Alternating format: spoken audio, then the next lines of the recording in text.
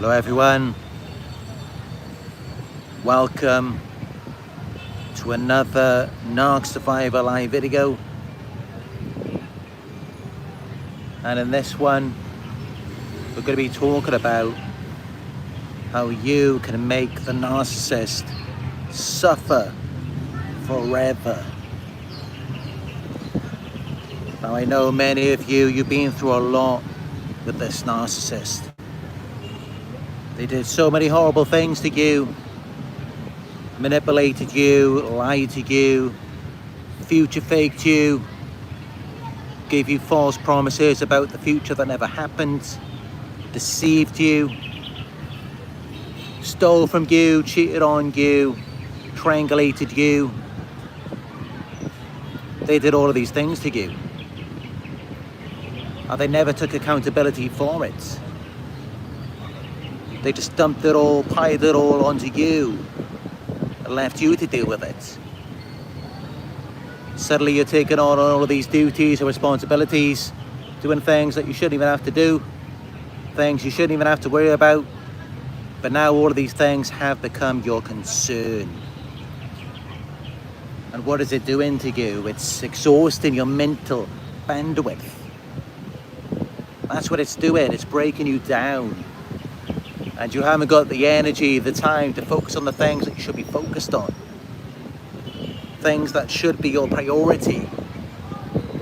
And instead you're focusing on things that shouldn't even matter to you. Should never, ever be a priority to you. And yet these are the things that you are worrying about now. As an example, holding on for a future that's never going to come. This future faking. Worrying about if you're good enough for a selfish person who doesn't even care about you. Who's manipulating you, using you. And comparing yourself to this person who they're triangulating you with. Comparing you to. And worrying about your reputation because they're going around gossiping about you. Spreading all of these rumors about you to other people. Things that aren't even true. So all of this is weighing you down. It's taking a toll on your health. And yeah, it's no surprise, I'm sure many of you want to see them going through it too. You want to see them getting what they deserve. A taste of their own medicine.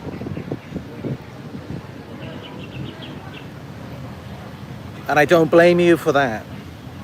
I completely get it. I completely understand after everything that they've done to you, put you through. You want to teach them a lesson. I get that. But just entertain this perspective, this concept for a second. How a person treats you is a direct reflection of how they feel about themselves. So these things that they've been doing to you, these very specific ways that they've been trying to make you feel, it's only because they're already on that same radar, frequency wavelength themselves. They're already thinking in that way on their own, they're already going through it. And they're struggling to process these emotions because they're outwardly focused, they're predators. They're not self-reflecting, looking within. Taking accountability for how they feel about themselves. Worthless, inadequate, insignificant, unworthy, irrelevant. They're not going within to see these things. And so what they're doing is they're offloading, unloading it onto you.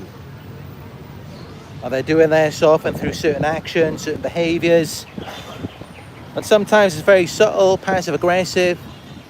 It's just the way that they look at you. And they're just projecting this energy onto you. And it gets to a point where it's like, you already know when they're on their way home. You already know when they're near you, when they're in the room. You didn't even have to see them. You didn't have to smell them. You just know that they're there. You can sense that toxic, heavy, dense energy, because it's weighing you down. And you gotta think, that's coming from them. That energy that you're experiencing, that weight, that's weighing you down. That is coming from them. And of course, they're not immune to it. You don't think that they're going through that as well? Of course they are. They're struggling, suffering with it every day. And that's why they're constantly offloading, unloading onto you. That's why they have to do that. Because by doing that, it relieves them of this pain, this pent-up frustration, stress. It helps. And that's why they constantly want to see you suffer. They constantly want to put you through it. Because you don't have to go through that. You're feeling good about yourself. You like how you feel about yourself. You like what you do.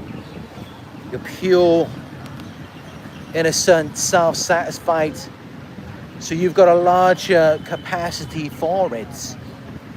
Because you like yourself. You look good, feel good. So in their minds it makes sense. Here's a good analogy for you. It's kind of like, have you ever driven down a certain road? Like maybe you're driving past a beach, driving past a lake. Maybe you're going for a hike by a waterfall. And you're thinking, you're looking at the ground and you see like there's some garbage on the ground. You're thinking, why would they dump it there of all places? It's like sometimes they do it even though there's a bin nearby. And it's because they see it as though there's more room, there's more space for it. In their minds, because they're dysfunctional, they think, that's where it's supposed to go. And so they ruin, they spoil everything they get around. This is what they do. And this is what they did to me. This is what they did to you. This is what they do to all of us. This is what they put us through. And they feel nothing, they don't even care about it. Because essentially it's like the same thing, another analogy, as a poor person who robs someone who has a lot of money or scams them. Because they see it as though you've got a large capacity. You've got so much, there's plenty to go around. You've got an abundance. So why can't they just take it from you? Why can't they scam you? In their minds, it's justified. This is how they look at you. This is how they see you. They see you as having an abundance, a large capacity. And so they unload it onto you. They see it as though you can take it. And that's the funny thing, because many of you do. They poke at you again and again.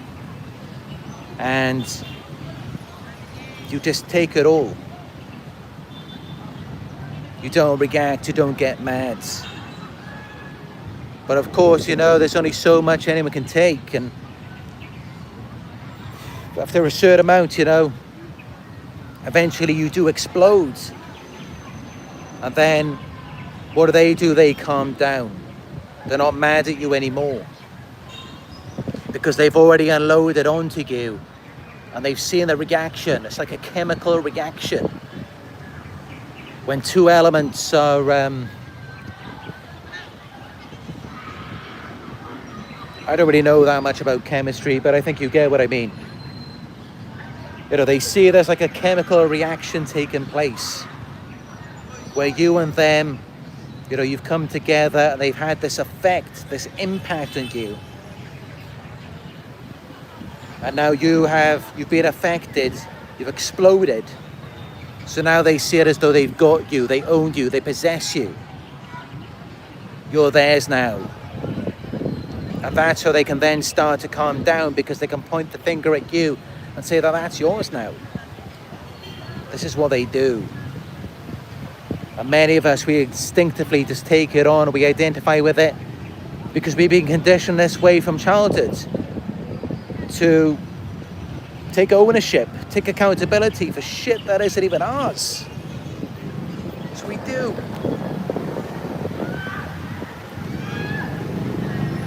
And let me tell you this, it's time for you to stop doing that.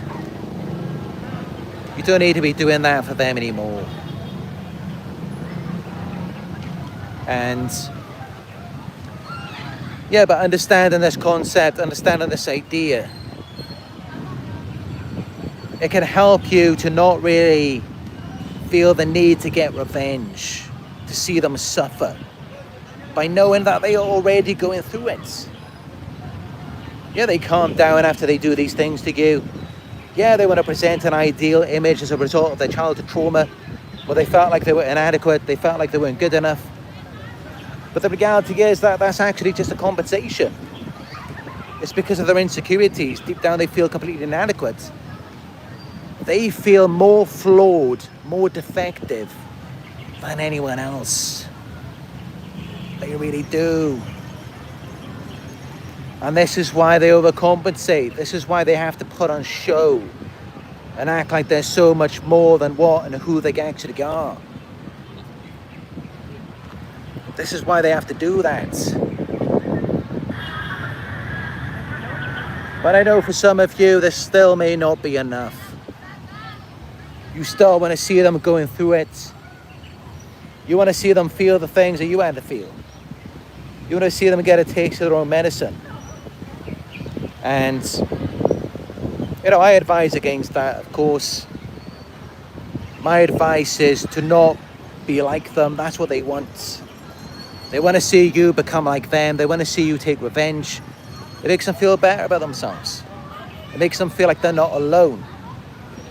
And I really advise you against doing that. Don't become like them. And instead, stay connected to who you are, to your values, to what you believe in, to what you believed in before they did those things to you. Because for them, they understand the difference between right and wrong, between good and bad. But just you, your purity, your heart and soul, it provoked them. It reached a certain threshold. Well, they just threw all of that out of the window. I thought, forget that. It's like, it just didn't matter anymore. Now they found a way to justify doing these things to you that they know are wrong. Because it reached a certain threshold of frustration, anger inside of them.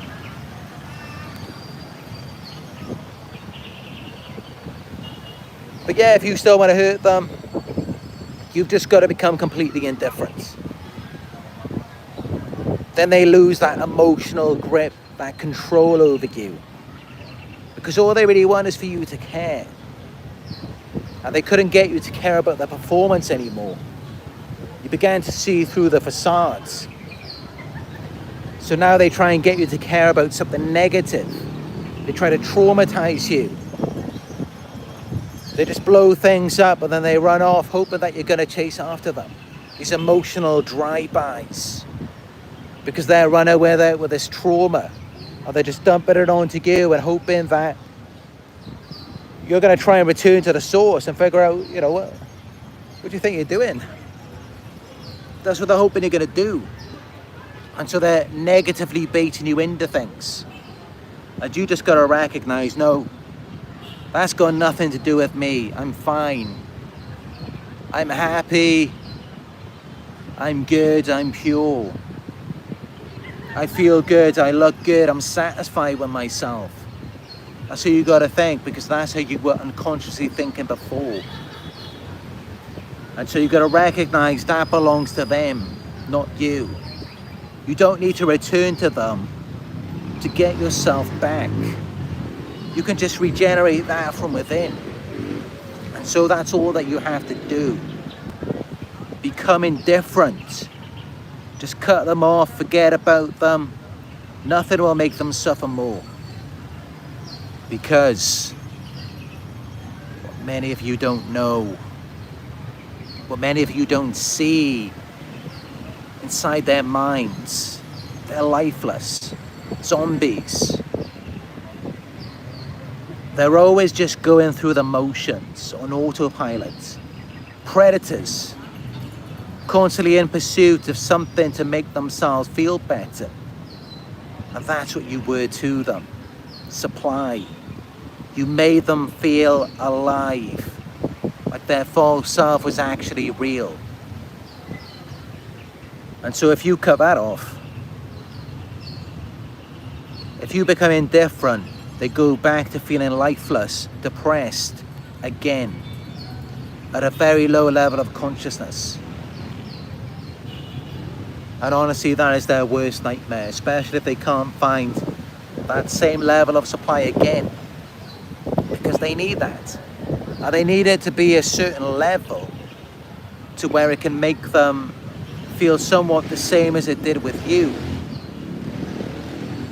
But that's just it, you know, if you knew you were a good source of supply, a source of supply that was authentic and real, genuine, wore your heart in your sleeve. You jumped when they said jump, you said how high. You were that type of supply for them. You know they're not going to find that anywhere else.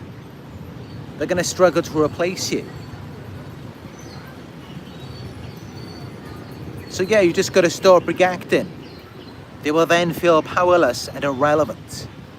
That's what's going to make them suffer more than anything else. Is when you take what they're getting from you away from them. Because that's what they're using to distract themselves, to feel better. They're using you, your validation, to give them this false sense of power, this false sense of confidence. That is not being generated from within. It's coming from your perception of them, of how they're training you to see them. And so it's a false identity based off of you. And so all you have to do is stop feeding into it. And then that false identity begins to collapse. Because few other people out there in the world would be able to carry the weight of it.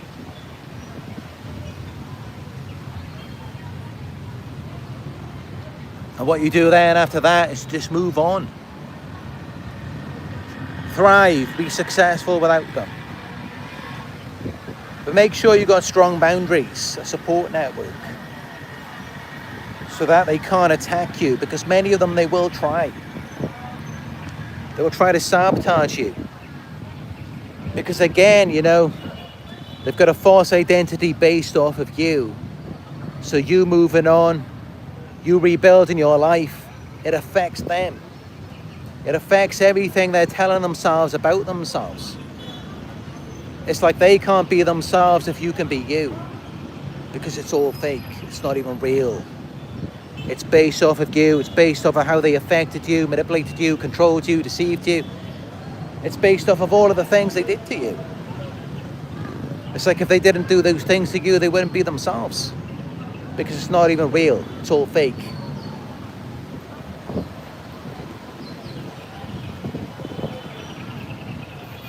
But yeah, you need to find someone who truly values you, appreciates you, instead of someone who's just manipulating you, using you. You deserve so much better than that.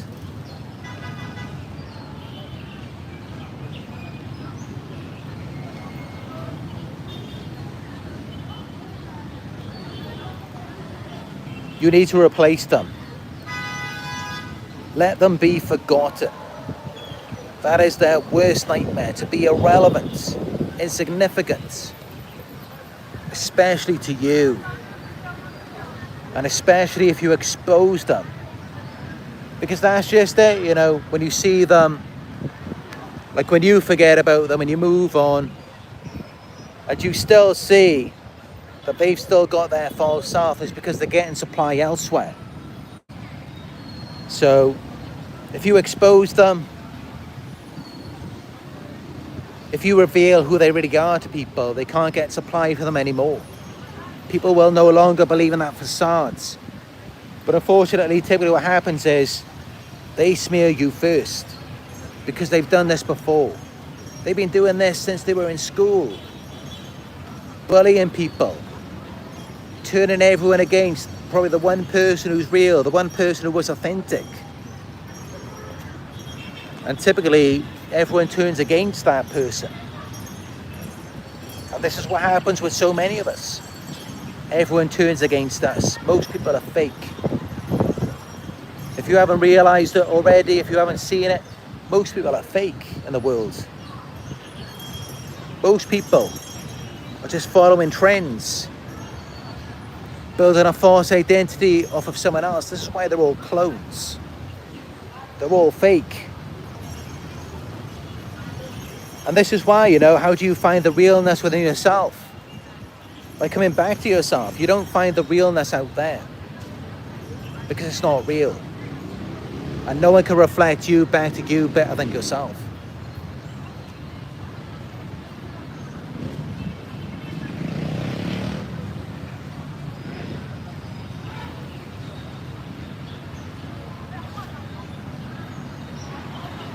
I'm just going to give you a few moments to let that sink in.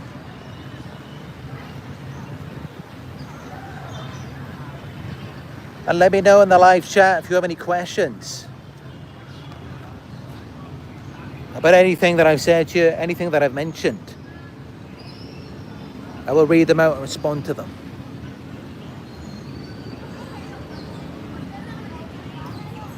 But yeah, I can tell you if there's one thing they can't stand, it's you. It's you being you. You not needing validation from anyone, where you're just on your own vibe. You're just doing your own thing. You're in your flow state. You could be doing anything. You could be listening to music by yourself. You could be painting, just going for a walk somewhere. They can't stand it because it's never going to be like that for them.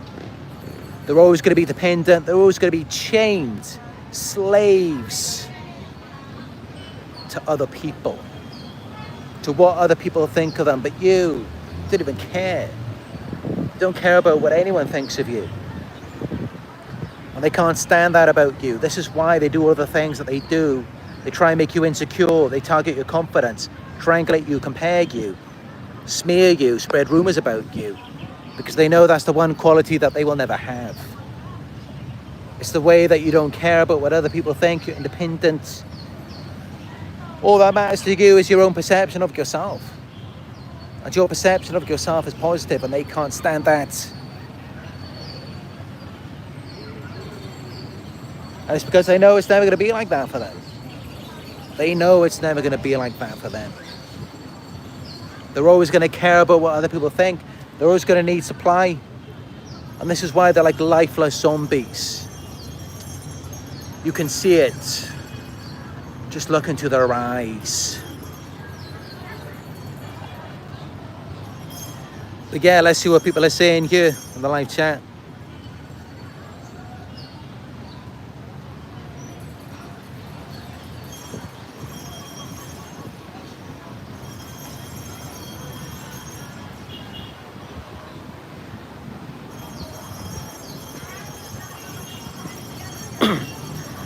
Janice Peterson says, you're talking about other people being fake and copying others. Let's break the word irony.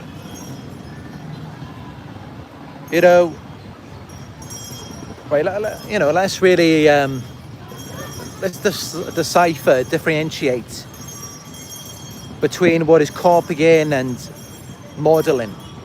What's real and what's fake then. It's different if you're inspired by someone. Like they motivate you, they get you going, excited, passionate, enthusiastic. And you model their work. You like take it on and you do your own rendition of it. There's nothing wrong with that. Because you've got the passion behind it. It does vibe with you. That's real. And you're not just posing, you're not just selling people a dream of it. That's real passion coming from within. It vibes with you. Now that's completely different. These psychos, what they do is they take on things that they don't even care about. It doesn't mean anything to them. And typically, it's like the man behind the curtain in The Wizard of Oz. They're selling this dream to you. They're laughing about it behind the scenes. They're thinking, oh, you actually want that. You actually think that this is good. But they see it as though it's worthless, it's garbage. They do not see it the way that you do. And this is something that many of you will never be able to understand, because you can't see things the way that they do. You are immersed in it. They are on the outside of it, laughing at you, wondering how you can possibly see it that way. And that's really what they are, you know, they're frauds. They're selling you something that they don't even believe in themselves. But of course, this is more sociopathic. Actually, narcissists, the opposite. They're very much into the fantasy. They sell you a dream that they believe in themselves. And this is why they can't stand it. They get so mad at you when you don't believe in it. Because to them, that is real. That is them. But it's not really them. They are fake frauds. They stole it from someone else. And they're not really passionate about it. What they're passionate about is the validation they're getting from you. And that's all.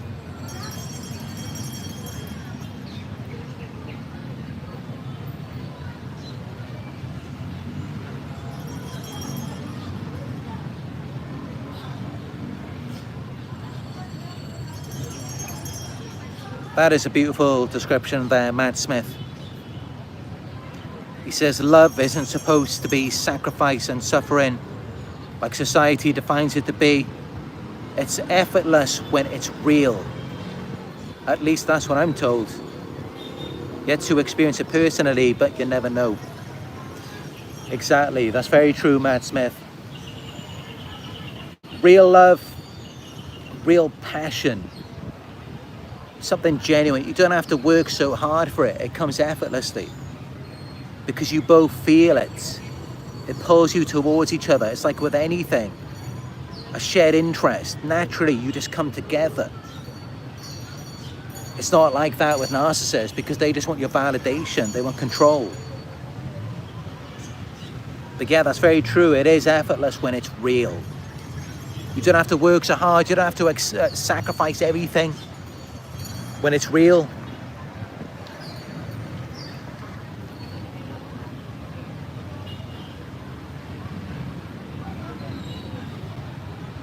The George says, these pathetic people have zero life.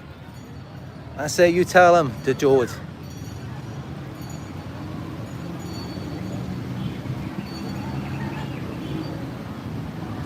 John Tracy says, our minds are their playground if we're not aware of these predators.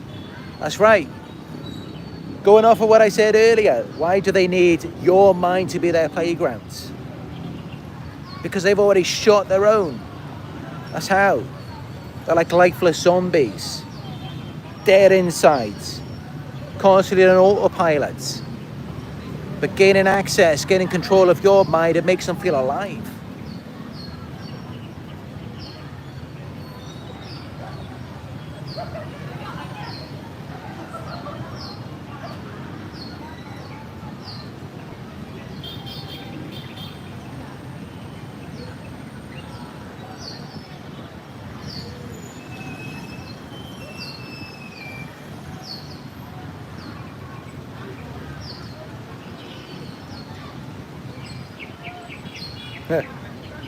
Grizzly Gurr says he hates when he hears that I'm listening to your channel or other narc channels. Yeah, they may hate it, but you just got to keep listening. Keep listening to what makes you feel good, to what makes you come back to yourself. Use headphones. I remember there was one client of mine from Japan, and she booked a call with me a few years ago, and she told me she had to go into another room and she locked the door just to speak to me because her narc husband was outside. I think he was watching TV or something, or she managed to get an hour where she could actually talk to me. And this is what you got to do. Unfortunately, you got to hide.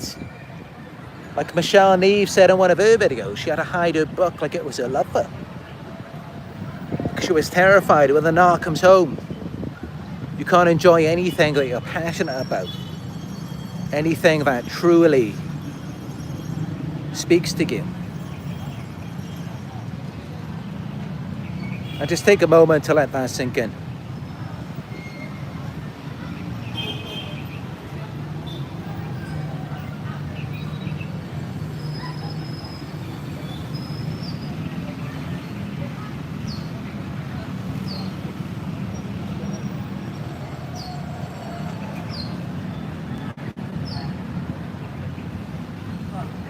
But yeah, as you can see, I am out here at this park today.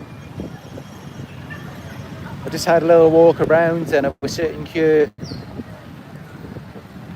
I saw a mini green praying mantis.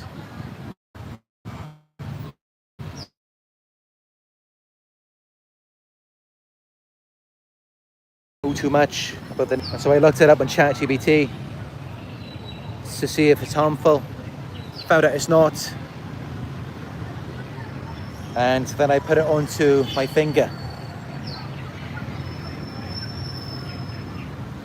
I just love enjoying nature. Nature is beautiful.